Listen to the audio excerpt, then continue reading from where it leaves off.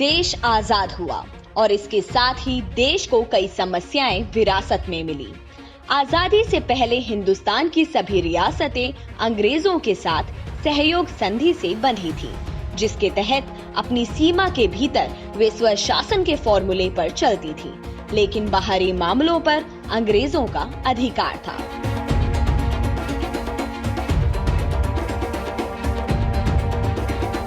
उन्नीस के Indian independence act के अंतर्गत अंग्रेजों ने इन सभी को छोड़ दिया, जिसके बाद ये रियासतें ये तय करने के लिए स्वतंत्र हो गईं कि वे भारत या पाकिस्तान में से किसके साथ रहना चाहेंगे या आजाद रहेंगे।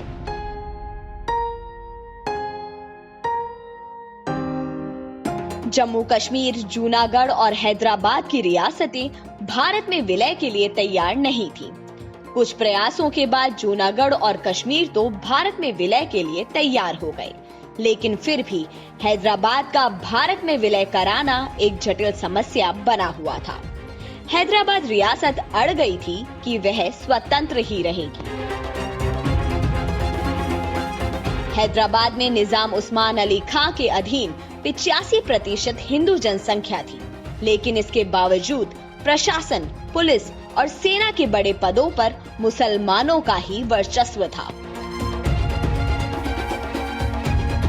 इन पदों से हिंदुओं को पूरी तरह वंचित रखा गया था। यहाँ तक कि 132 सदस्यीय विधानसभा में भी मुसलमानों का ही बहुमत था। निजाम का प्रशासन सांप्रदायिक आधार पर चलता था।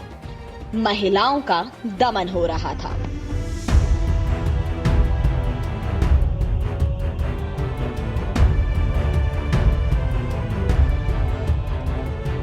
गृह मंत्री सरदार वल्लभ भाई पटेल ने निजाम से सीधे सीधे भारत में विलय करने का आग्रह किया, लेकिन निजाम ने पटेल के आग्रह को खारिज करते हुए 15 अगस्त 1947 को हैदराबाद को एक स्वतंत्र राष्ट्र घोषित कर दिया।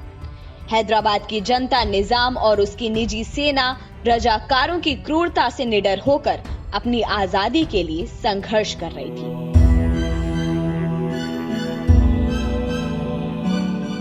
हैदराबाद का निजाम पाकिस्तान और बाकी मुल्कों से हथियार खरीदकर भारत को जवाब देने की कोशिश में लग गया।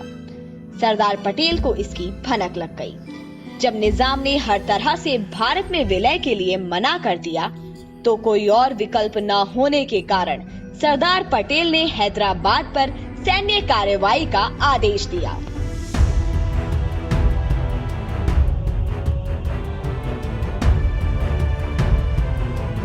13 सितंबर 1948 को भारतीय सेना ने हैदराबाद पर हमला कर दिया। इस कार्रवाई को ऑपरेशन पोलो का नाम दिया गया, क्योंकि उस समय हैदराबाद में विश्व में सबसे ज्यादा 17 पोलो के मैदान थे। सरदार पटेल के इस साहसिक निर्णय ने निजाम को 17 सितंबर 1948 को आत्मसमर्पण करने पर मजबूर कर दिया और हैदराबाद की सेना ने हथियार डाल दिए।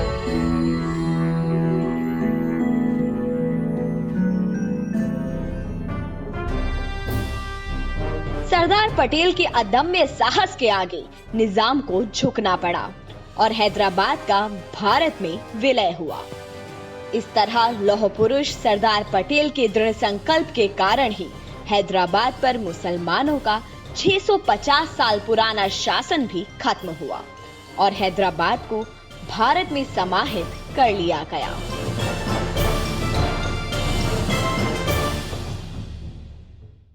यदि आपको हमारा ये वीडियो पसंद आया तो इसे लाइक करें, शेयर करें और चैनल को सब्सक्राइब करना न भूलें।